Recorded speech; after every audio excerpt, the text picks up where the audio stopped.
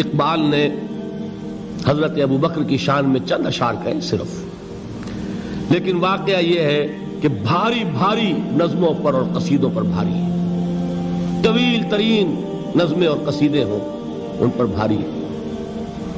ہمت ابو بکر کی ہمت جو ہے، کشت ملت را جو ابر، جیسے بارش سے کھیتی اپجتی ہے، ابو بکر کی ہمت اور عزیمت اس امت کو اسی طرح سینچنے والی ہے۔ ثانیے اسلام و غار و بدر و قبر، وہ دوسرے تھے اسلام میں، دوسرے پہلے کون تھے؟ انا اول المومنین، حضور فرماتے سب سے پہلا ایمان لانے والا میں، دوسرے ابو بکر۔ ویسے ہمارے ہاں یہ چلتا ہے اختلاف، حضرت علی پہلے ہیں کہ حضرت ابو بکر پہلے ہیں، لیکن اس میں بڑی خوبصورت تطبیق قائم کی ہے علماء نے، اور بہت صحیح ہے۔ چار کے بارے میں فیصلہ ہی مت کرو کہ کون پہلے ہے، ان کی ایک عجیب تقسیم کر دی ہے۔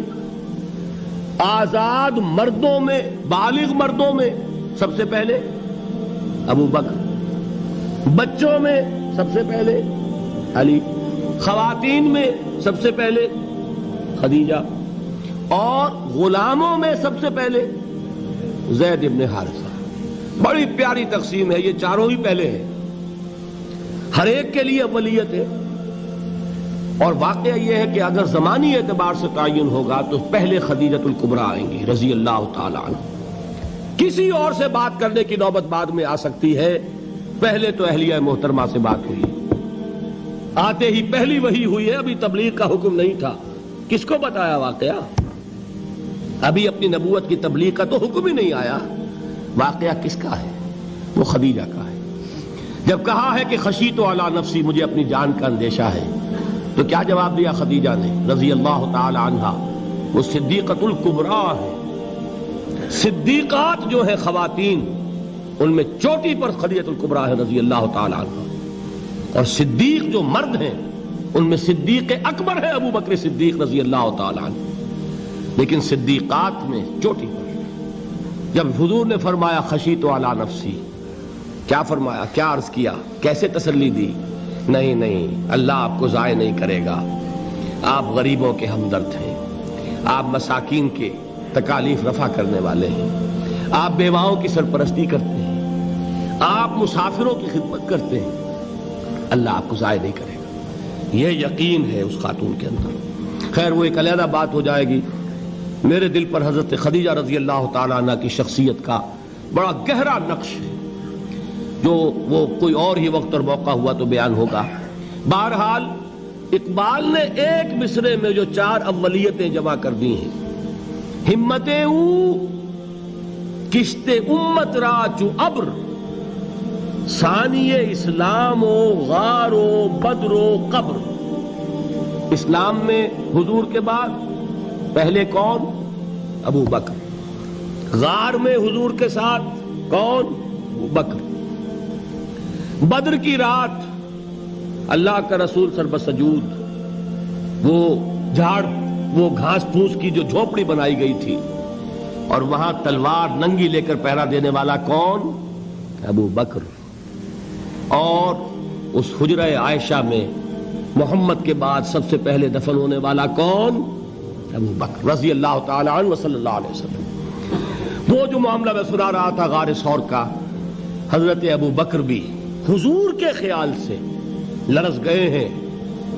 آپ کو یاد ہوگا کہ جا کر پہلے تمام جتنے سوراخ تھے انہیں بند کیا ہے، ایک سوراخ رہ گیا تھا جس کو بند کرنے کے لیے کوئی کپڑا نہیں تھا، وہاں اپنی ایڑی رکھی ہے، تب کہا ہے حضور سے تشریف لائیے، اور اپنے زانو پر حضور کو لٹایا ہے، اور وہاں کسی موذی جانور نے کاٹا ہے، حضور کی آنکھ لگ گئی تھی، اس وقت اس بل کے اندر جو بھی بچھو ہے کیا ہے واللہ عالم، اس نے کاٹا ہے، اس کی تکلیف کی وجہ سے ابو بکر کی آنکھوں سے آنسو ٹپک گئے، حضور کے چہرے مبارک پر پڑے ہیں، تو حضور جاگے ہیں، معاملہ کیا ہے؟ ایڑی نہیں ہٹائی وہاں سے، مبادا وہ جانور وہاں سے نکل کر محمد الرسول اللہ کو کوئی گزن پہنچا دے، ابو بکر کی ایڑی ہے، جس طرح چاہے کھا لے، ختم کر دے، جان نکل جائے تب کوئی آنچ آئے، محمد پر تو آئے۔ لیکن جیتے جی نہیں، وہ ہے ابو بکر۔ حضور کے خیال سے اس وقت حضور نے پھر اپنا لعاب دہن لگایا ہے اور اس سے پھر آپ کی تکلیف ختم ہوئی۔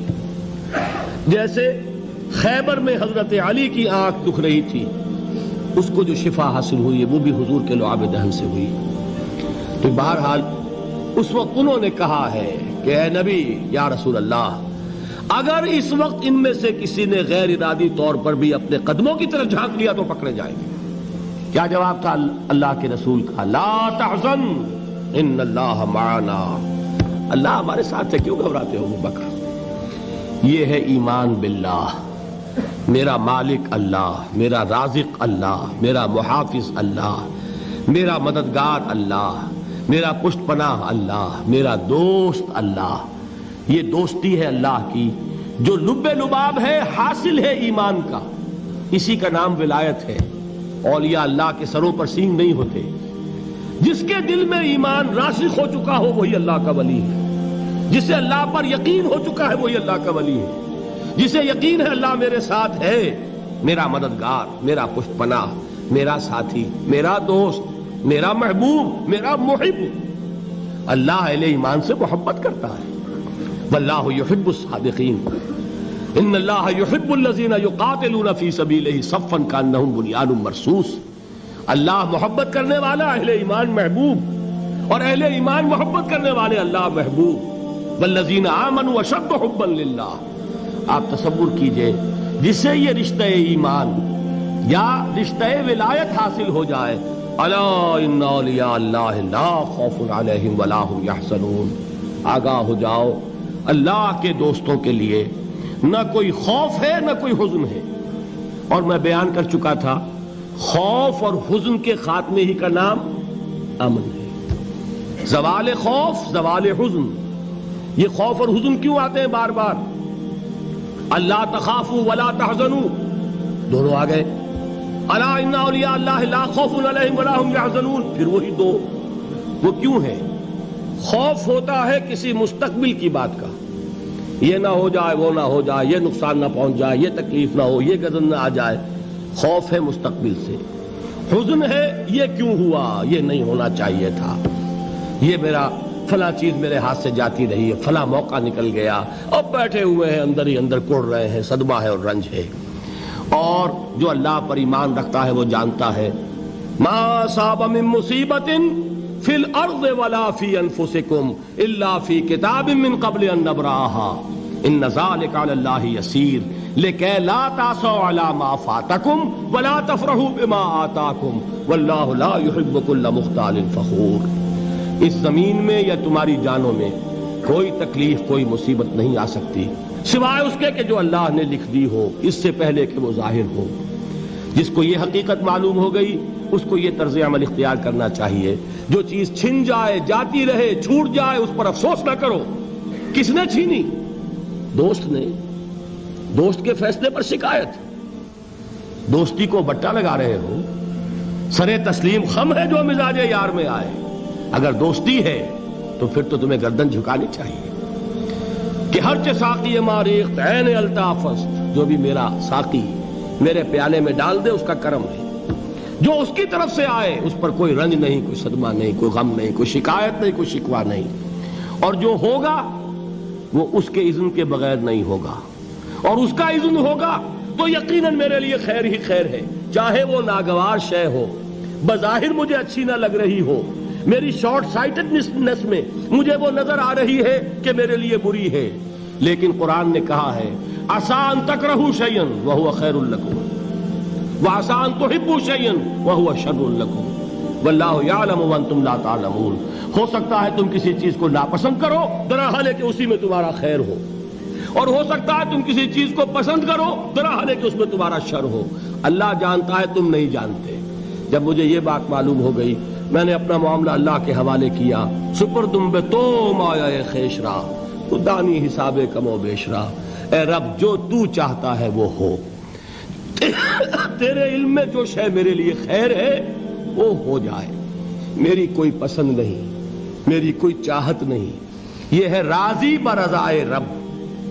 اکبر الہ آبادی نے اسے کہا ہے رضائے حق پہ راضی رہ، یہ حرف آرزو کیسا؟ خدا خالق، خدا مالک، خدا کا حکم تو کیسا؟ جب میں آ گیا بیچ میں، میری پسند، میری مرضی، میری خواہش، میری چاہت، یہی تو شرک ہے۔ ما شاء اللہ کان وما لم یشاء لم یکن، جو اللہ نے چاہا وہ ہوا، جو اس نے نہیں چاہا نہیں ہوا۔ اختیار اس کا ہے، میرا تو نہیں۔ رضائے حق پہ راضی رہے، یہ حرف آرزو کیسا؟ خدا خالق، خدا مالک، خدا کا حکم تو کیسا؟